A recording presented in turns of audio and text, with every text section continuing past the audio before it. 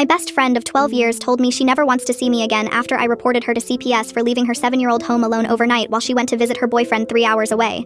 And now our entire friend group is saying I destroyed her life when she was just trying to find happiness after her divorce. I'm 35 and my friend Rachel is 34. She got divorced 8 months ago after her husband cheated on her. She has a 7-year-old daughter. The divorce has been really hard on her emotionally and financially. About 3 months ago, Rachel started dating someone she met online. He lives 3 hours away in another city. She's been driving to see him most weekends when her ex has their daughter. Last month, her ex had to cancel his weekend because of a work trip. Rachel was supposed to have their daughter, but she'd already made plans to see her boyfriend. She asked me if I could watch her daughter for the weekend. I said I couldn't because I had plans. She asked a few other friends and everyone was busy. The day before the weekend, she told me she was still going to see her boyfriend. I asked who was watching her daughter. She said she'd figured it out. That Saturday night around 11, I got a weird feeling and decided to drive by her house. Her car wasn't there and the house was dark. I knocked on the door and Rachel's daughter answered in her pajamas. I asked where her mom was. She said her mom went to see her friend and would be back tomorrow. I asked if anyone else was there. She said no, just her. I asked if I could come in. The house was a mess. There was cereal spilled on the counter and the TV was on. Rachel's daughter said her mom left her dinner in the microwave and told her to lock the doors and not answer for anyone except me if I came by. I asked what time her mom left. She said after school. So Rachel had left her 7-year-old daughter home alone for almost 8 hours already and wasn't planning to come back until the next day. I called Rachel. She didn't answer. I texted saying I was at her house and I knew her daughter was alone. She called back immediately and said she was on her way home. I said she was 3 hours away. She started crying and said she didn't have any other options. I said the option was not going to see her boyfriend when she had her daughter.